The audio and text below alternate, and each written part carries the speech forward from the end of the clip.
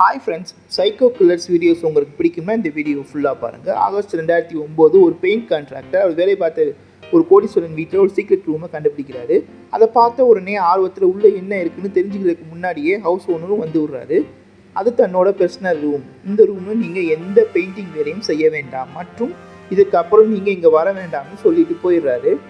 இருந்தாலும் அந்த ரூமுக்குள்ளே அப்படி என்ன இருக்குன்னு தெரிஞ்சுக்கிற விரும்புகிற பெயிண்ட் கான்ட்ராக்டர் ஹவுஸ் ஓனர் போன உடனே அந்த ரூம்குள்ளே போய் பார்க்குறாரு. போய் பார்த்த பெயிண்ட் கான்ட்ராக்டருக்கு ஒரு பேரதிர்ச்சி. இதற்கான காரணம், அந்த ரூம் முழுக்க பார்த்திங்கன்னா நிறைய செடிகளும் விலங்குகளும் புக்குகளும் கெமிக்கல்ஸும் கொண்டு ஒரு லேப், அதாவது ஒரு ஆய்வகம் போல் இருந்திருக்கு. அது மட்டும் இல்லாமல் அந்த ரூமோட அதர் சைடில் பார்த்திங்கன்னா சுவத்தில் உயிரோட 8 பேர்த்த கட்டி வச்சு இருந்தாங்க.